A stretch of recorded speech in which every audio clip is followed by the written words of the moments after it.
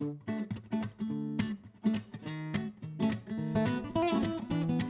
to the Monster House Library. I'm Pam, and we're here with our newest author, Kaitlin, the author of Flurlings. Hi. So, first of all, why an alphabet book of flowers and animals? I go on a lot of walks, and I would find that the more walks I'd go on, I'd start admiring my neighbors' gardens and that kind of thing, and I would see all of these really cool flowers that I think would make really cool creatures. And I thought on it for a long time, and then eventually I needed some structure, so I just decided on doing an alphabet book. So Okay. they gave me 26 solid flowers to kind of focus my energy on, and then went from there. Yeah, I mean, there's so many flowers. Yeah. Is there anything specific that happens in your mind that sparks an illustration? Like, is it gradual or is it more sudden, like a strike of lightning? Kind of depends. Sometimes I'll, be laying in bed in the middle of the night and I'll have this idea and it's like fully formed flash in my mind all at once. And then other times it's more of a gradual, like there's something that gives me a twinge of excitement, like a texture or a color or something like that.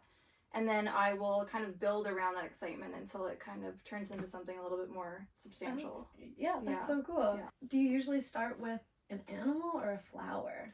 Ooh, for this project, I think I focused on starting with the flowers because that was the one thing that I chose the flowers based off of what were the most popular ones and which ones were favorites of mine. So then I tried to see which ones reminded me of different animals and kind of work that way. But certainly there were some, like the Pomeranian peony, where I was like, a Pomeranian is so fluffy. What's a fluffy flower? And then it kind of worked that way too. Yeah.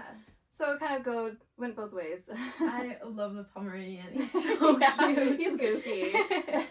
At Monster House, our goal is to encourage a love of literacy in children and the idea that anyone can become an author. Do you have a similar end goal with your art?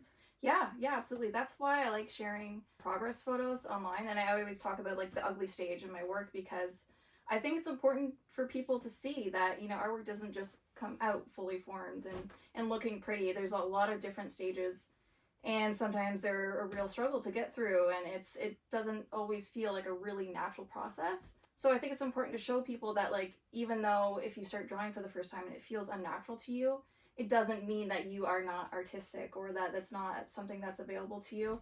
It just takes a little bit of intentionality, a little bit of work and persistence, and then eventually anybody, I feel like, can learn to embrace their creative side a little bit more. Like for me, I started painting 5 years ago, and it's all entirely self-taught. So I really do believe that anybody, if they really want to, they can learn.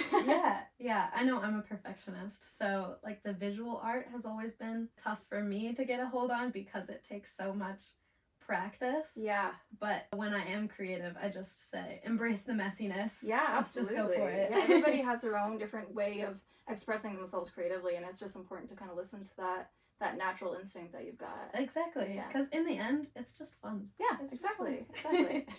If you had no limits and the world as your oyster, where would you want to be as an artist, like in your career? Right.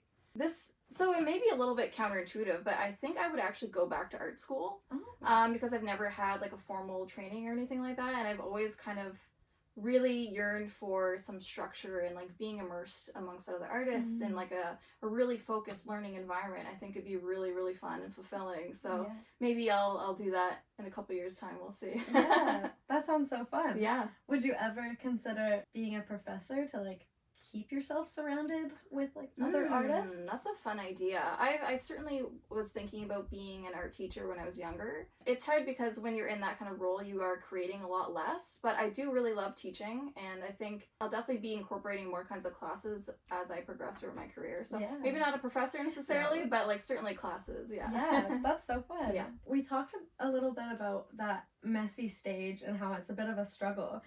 So what motivates you? What keeps you going every morning? Some mornings it is a struggle for sure, but I think overall it's like this capacity for growth. Like there's always an unlimited well to kind of delve into with art, where you can learn and you can grow and develop, and the older you get, I find that it kind of brings this richness to your artwork. So I almost look forward to aging for that kind of reason. That's so sweet. Yeah, that's so sweet. I love that.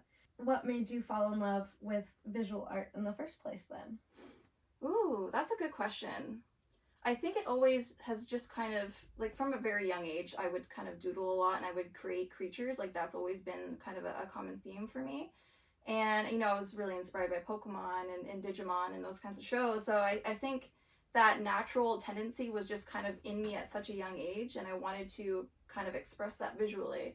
It's really fun because you see the feedback immediately, like if something's working or not. That one comes more naturally to me than anything like musical. I have no musical skills whatsoever.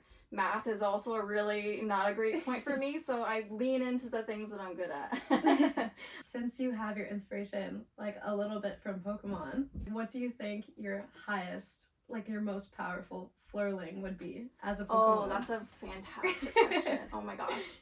I'd like to think that it would probably be the chrysanthemum tortoise. I feel like there's some real power. He's so sturdy, you know what I mean? And maybe he's really big. You know what I mean? I don't know the scale of any of these flurlings, so maybe this guy is giant. That's true. You know? That's awesome. Now I'm just picturing the mini wisteria horse. Yeah. Just a little tiny. Oh my gosh. That would be so cute.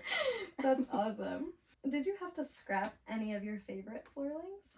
Yeah, there was definitely, during the brainstorming period, there's a lot of different ideas that I was kind of tossing around. And I was trying to do 2 flurlings a week for the entire summer, so a few months' time. So some ideas I really liked, like there was a hyacinth hermit crab, which I thought would be a really sweet, really fun idea, and I tried to make it work far too long. And at some point you just have to kind of let it go and move on to the next one if something's not working, because I just don't have the time to kind of fuss around with it. Yeah. That makes sense. Well, thanks so much, Kaitlin, for popping by the Monster House Library. We're so excited for Flurlings to launch. Pre-orders are available now on our website, and it will be available in stores May 1st. Cool. Thanks for having me.